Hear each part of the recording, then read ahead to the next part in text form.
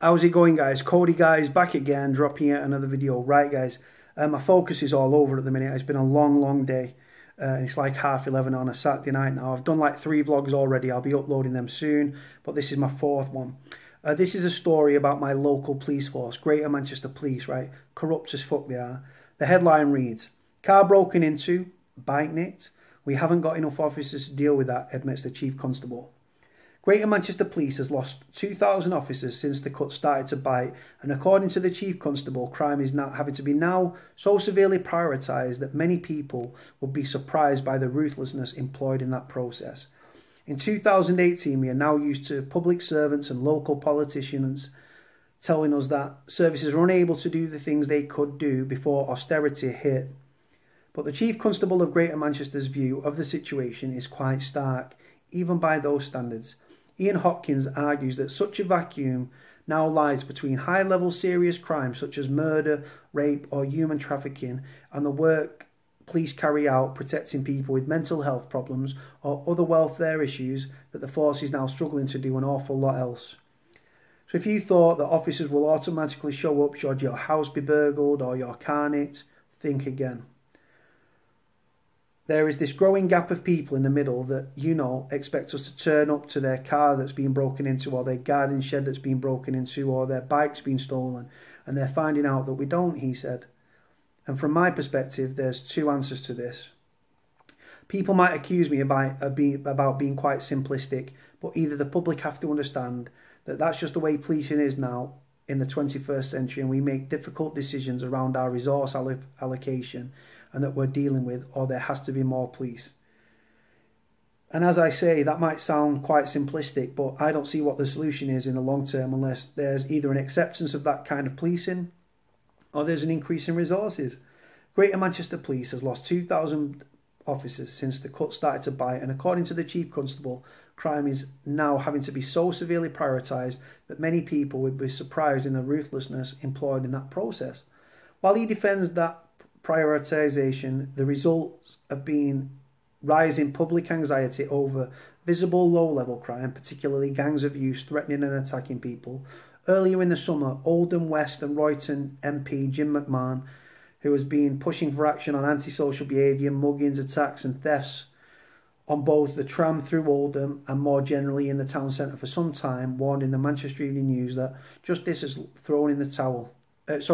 left the town, referencing not only a reduction in the police response to low-level crime, but the disappearance of police stations and the courts across the wider borough. Does the Chief Constable understand why so many feel a sense of lawlessness starting to creep into their communities? Oh, very much so, he says. It comes from people feeling unsafe because of the things that they're seeing. It comes from feeling that perhaps the outcomes, even when we do deal with something through the criminal justice system, aren't what they would expect. By what I mean, whether they're receiving a restorative justice or some sort of a community sentence or a fine, and many people's perceptions are they should be much more strongly punished. So all that adds up to the feeling of not feeling safe or feeling that people are getting away with things. I think it comes from a lack of visible policing that you see. When presented with the growing anger of both Greater Manchester taxpayers and local politicians, the Chief Constable points to 2 things. Firstly, he says, the type of crimes that cops are dealing with have changed out of all recognition. Last year, the force invested £3.5 million just to stand still in its capacity to interrogate digital evidence, which now floods in thanks to people sending pictures, videos and other material from their mobile phones and devices.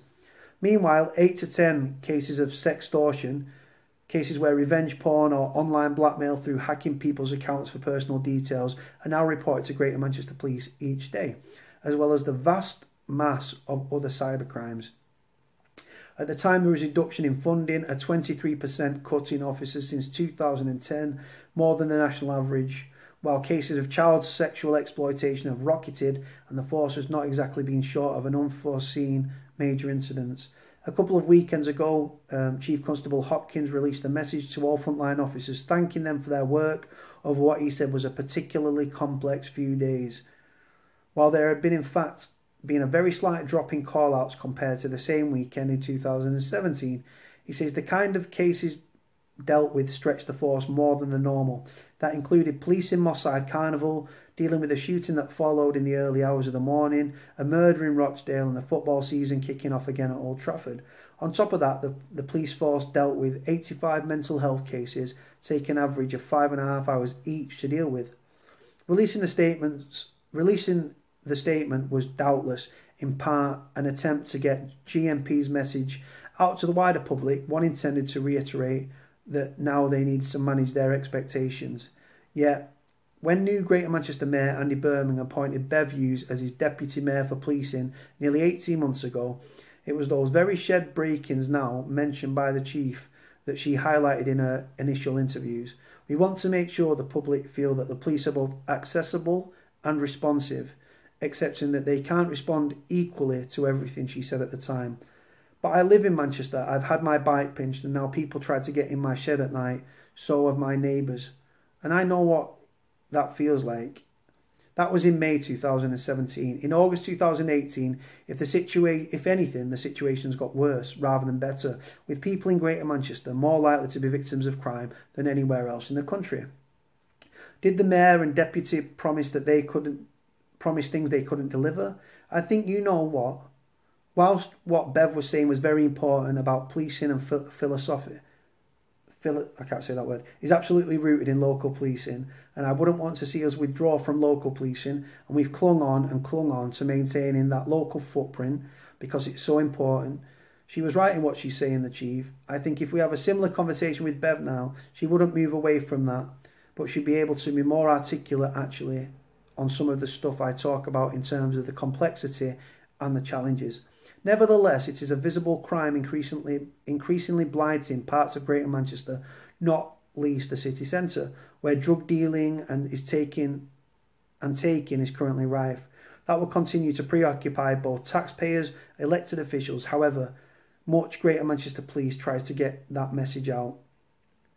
They will find little solace in the Chief Constable words, even if some may accept that the force has to prioritise between the soaring levels of mental health problems, including suicide attempts, and the complex online and sexual crimes that are increasingly being added to Greater Manchester Police's workload.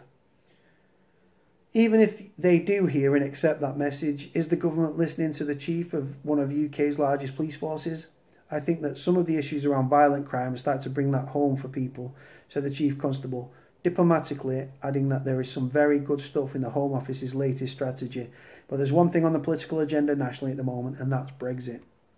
Right, when they talk about offending and stuff and drug taking in the city centre, it's because of the amount of homeless down there, guys, right? Sorry that I struggled to get through that. It's just, I've got the attention span of a goldfish, guys, so I apologise. It's like, they write in riddles, some of these journalists, and it's like a lot of, I know me big words and stuff, and I can get them for the most part, but like I said to you, it's just focusing. Do you know what I mean? I've done 3 vlogs already. This is my 4th one. I'm knackered. The fact is, guys, right, Manchester's lawless, just like many other parts of the UK. Right, under the Tory government, we've lost 21,000 plus police officers. Right, here in Manchester, community police stations have closed down, youth services have been cut, frontline policing has been cut, armed response numbers have been cut. Right, fact is, it's a criminal's paradise. It is a green light for criminals across the board to go out and commit crime, knowing that most crimes are going uninvestigated and unsolved. And it's that simple, guys. And like I say, it's a criminal's paradise. It's not the law-abiding taxpayer that want to brutalise prisoners. Most people come out of prison and go back to reoffending. And the chances are you can go out, commit a crime, a set of leather gloves, a balaclava, and if you're switched on and you're forensically and DNA aware, reference, like, I'm not telling people to commit crime, but I'm saying to you, if you're going out to commit crime, you need to actively, like, plan the deceit of the police as you go, before you act. You know what I mean? Like I say, don't take mobile phones with you, gloves, balaclavas, you know what I mean? They go a long way. You know what I'm saying? Right? It's as simple as that. You've got to have an alibi, you know what I mean? Always get someone that says, oh yeah, it was with me. And have your phone with them. Cell site will put you with them. It's not hard, guys, to get away with crime. I don't encourage people to get away with crime. I don't tell people to commit crime. I'm not that stupid. I'm now out of crime, but I can understand why people still do what they do. I was a criminal for a very long time, but not lower level. I was involved in serious organised crime, racketeering, protection, things like that. Let me know what you think about the video. I'm sorry that I struggled to get through it. My attention span's all over. I was going to do another 2-3 vlogs, but I've decided to knock it on the head, guys, because it's like 20 to midnight now, and it's going to take me hours to edit, crop, export, and upload these videos.